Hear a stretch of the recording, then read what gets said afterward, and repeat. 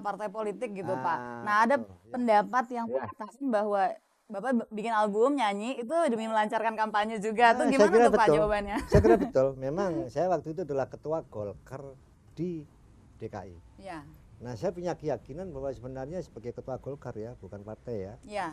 Sebenarnya ya nggak boleh kampanye lah. Jadi saya harus bagaimana caranya supaya saya dapat simpatisan dari masyarakat. Tetap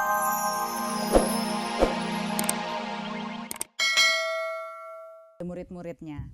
Kalau kalian sudah besar, siapa yang mau jadi penyanyi? Tanya sang guru. Saya Bu. Hampir semua murid menjawab dengan serempak.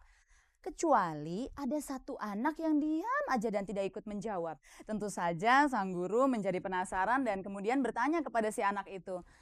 Nak, kenapa kamu diam aja? Kok kamu tidak menjawab? Memangnya kalau kamu sudah besar, kamu mau jadi apa? Tanya si guru ini. Gini Bu, kalau saya sudah besar, saya mau jadi pejabat aja kata si anak ini. Oh ya, mau jadi pejabat? Memangnya kenapa kamu mau jadi pejabat? Tanya si guru lagi. Si anak ini menjawab, iya Bu, soalnya kalau saya jadi penyanyi kan belum tentu bisa jadi pejabat. Tapi Bu, kalau saya jadi pejabat, pasti saya bisa jadi penyanyi. Begitu katanya. Selamat malam pemirsa.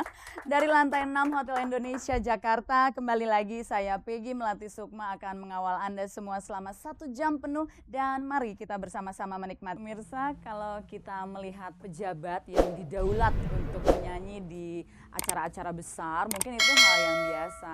Tetapi kalau ada pejabat yang kemudian merekam suaranya dalam album rekaman diedarkan untuk masyarakat umum, itu bukan hal yang biasa. Malam ini saya sudah kedatangan 2 orang tokoh yang sudah punya album rekaman. Nah, kita akan ajak mereka ngobrol. Yang pertama adalah Bapak Basofi Sudirman. Selamat malam Pak Basofi. Sehat walafiat Pak. Terima kasih banyak sudah datang ke Angin Malam ya Pak.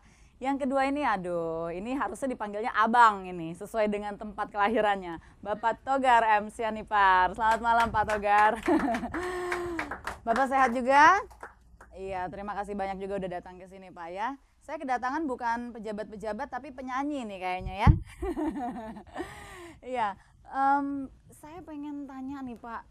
Senang banget malam ini ketemu karena selama ini penasaran, sekarang bisa punya kesempatan untuk tanya. Sebetulnya motivasi utamanya apa sih Pak? Kok Bapak mengeluarkan album rekaman gitu menjadi seorang penyanyi? Itu kenapa Pak? Saya selalu ngomong Mbak Peggy, kalau saya ini bukan penyanyi sesungguhnya. Tapi karena ada misi, ada suatu tujuan, ketika Bung Rito ngajak saya untuk rekaman, lalu ya saya mau aja gitu. Tapi dengan satu syarat ada peruntukannya. Saya bilang, apa itu peruntukannya kata Bung Rinto. Saya bilang saya kan kerja sekarang bertugas di Badan Narkotika Nasional. Saya ingin malah memberi sesuatu kepada masyarakat. Bagaimana saya tunjukkan secara konkret apa sih upaya yang bisa diberi gitu. Lalu. Tapi Pak, maaf sebentar, kalau misalkan nggak diajak gitu, nggak ada yang ngajak, Bapak sendiri apa punya keinginan untuk tetap bikin album rekaman atau enggak? Enggak juga sih. Oh enggak juga ya? Enggak juga. Ya Bapak bikinin saya aja Pak album rekaman. Enggak juga. Enggak ya Pak ya? Enggak. Oke, terus tadi Bapak lagi cerita selanjutnya? Ya terus lalu karena memang Bung Rintonya sedia, lalu ya saya penuhi aja. Saya lalu harus berusaha untuk ngatur waktu karena tugas nggak boleh ditinggalkan gitu ya. Saya pilih waktu itu Sabtu dan Minggu, yang waktu sesungguhnya Sabtu Minggu juga kan ada gunanya untuk keluarga, ya olahraga, karena kesempatan untuk olahraga kan cuma Sabtu dan Minggu.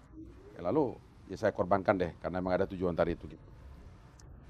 Kalau saya nggak salah dengar, katanya hasil dari penjualan album Bapak ini diperuntukkan membantu pemberantasan narkoba karena Bapak aktif di Badan Narkoba. Betul, Narkotika Nasional. Berarti secara komersil Bapak nggak dapat apa-apa? Memang sih memang niatnya begitu, nggak dapat apa-apa. Memang keuntungan dari penjualan kaset itu memang untuk kasih untuk masyarakat aja gitu. Nah dengan begitu nih Pak, kira-kira menurut Bapak, apakah dengan Bapak bikin album rekaman itu kemudian Bapak bisa memanfaatkan bakat yang Bapak punya demi pekerjaan yang Bapak miliki, atau justru Bapak nih yang dimanfaatkan nih? Gimana tuh Pak? Saya kira enggak sih. Saya justru sekarang malah berusaha mengajak teman-teman dan supaya lebih banyak yang berbuat seperti itu. Jadi dan saya lihat banyak di antara teman-teman artis ya, teman-teman artis kok jadi teman-teman artis ya, soalnya saya jadi artis ya. Saya bilang teman-teman artis itu yang justru memang bersedia diajak dan mereka mau, ada yang mengajak saya juga ikut bersama-sama, tetapi ada juga di antara mereka yang memang minta dorongan gitu ya. Dan saya terus sengaja dengan teman-teman di Badan Narkotika Nasional juga dorong-dorong aja. Mudah-mudahan makin banyak deh. Ya makin banyak yang. Gimana nih Pak Basofi rasanya berpijak di dua pijakan? Sebagai Ya, artis ya. juga ya, sebagai penyanyi dan sebagai pejabat, gimana Pak? Ya, saya kira nggak apa-apa. Dan memang kebetulan dulu saya menyanyi itu ada latar belakangnya. Yang jelas dalam tugas saya ingin dekat dengan masyarakat. Iya.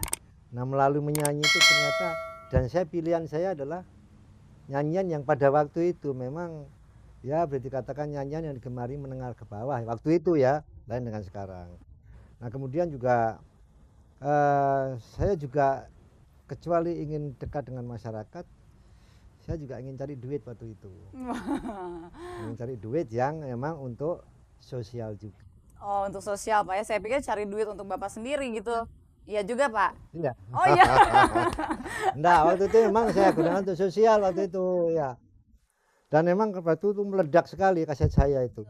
Mungkin masyarakat juga ingin tahu Pak ya, mungkin ada yang agak sedikit lupa. Dulu waktu Bapak bikin album itu Bapak masih menjabat sebagai apa tepatnya ya? Saya waktu itu wakil gubernur di Jakarta, di DKI. Tepatnya wakil Iya. gubernur di DKI Jakarta ya Pak ya. Nah, kalau saya nggak salah juga saat itu kan Bapak sempat sedang menjabat salah satu ketua partai politik gitu Pak. Nah, ada betul, ya. pendapat yang Ya. mengatakan bahwa Bapak bikin album nyanyi itu demi melancarkan kampanye juga. Tuh Saya gimana kira tuh Pak betul. jawabannya? Saya kira betul. Memang saya waktu itu adalah ketua Golkar di DKI. Ya, Nah, saya punya keyakinan bahwa sebenarnya sebagai ketua Golkar ya, bukan partai ya. ya. Sebenarnya ya nggak boleh kampanye lah. Jadi saya harus bagaimana caranya supaya saya dapat simpatisan dari masyarakat tetapi tidak kampanye. Nah, waktu itu saya karang-karang gimana caranya ya. Akhirnya saya menyanyi.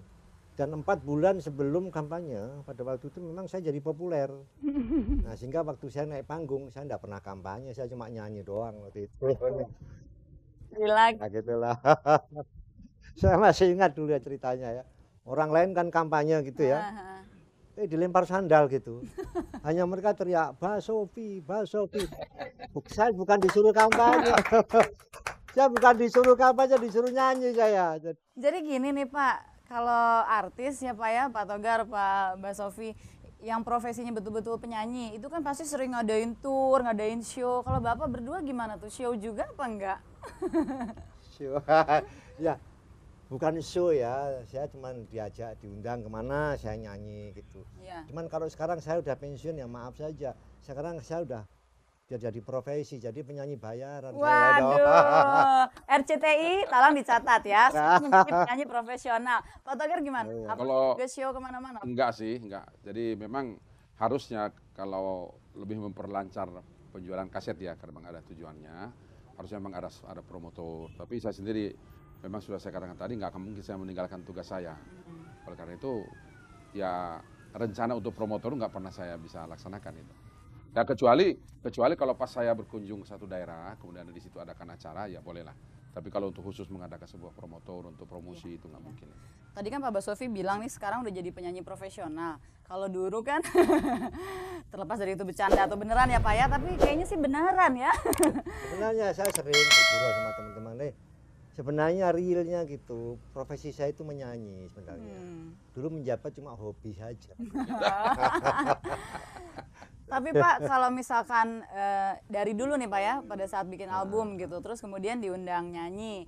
Kalau kita kan terima honor gitu ya. Kalau Bapak terima honor juga atau malah yang ngundangnya minta dikasih duit sama Bapak, gimana tuh? Kadang-kadang malah dimintai sumbangan Nah, kita. itu ya saya maksudkan gitu. Tapi senang lah ya. Diundang nyanyi, dimintain sumbangan. Ya. Betul gitu Pak Togar. Ya tapi memang senang loh itu sebetulnya. Ketika kita kalau punya hobi nyanyi kan, kalau kita lagi ada sedikit stres gitu ya, Iya. bisa dibuang dengan nyanyi. Nyanyi sendiri, nyanyi sama-sama gitu. Senang juga. Profesi paling enak itu menyanyi, Pak. Oh gitu ya? Orang dia menghibur dirinya sendiri, menghibur orang lain, dia dapat duit dia. Betul, Pak. betul. Paling enak profesi menyanyi itu, Pak. Udah dapat duit, Bisa Iya. pandu hobi lagi ya. Iya, Pak, seniman itu tapi paling ini ada enak itu. pertanyaan nih, coba mungkin untuk sekarang waktunya udah habis, nanti dijawab nanti Pak ya. Pertanyaannya adalah begini Pak, kalau penyanyi itu kan harus lebur dan dekat dengan masyarakat, tapi kalau pejabat ada kesan harus menjaga wibawa gitu. Nah itu kan dua hal yang berlawanan. Apakah eksklusivitas jabatan bapak-bapak sekalian itu tidak menjadi terganggu pada saat dulu bikin album? Nah itu nanti dijawab ya Pak ya. Oke, nah pemirsa jangan kemana-mana, obrolan kita malam ini seru sekali dengan kehadiran Pak Togar dan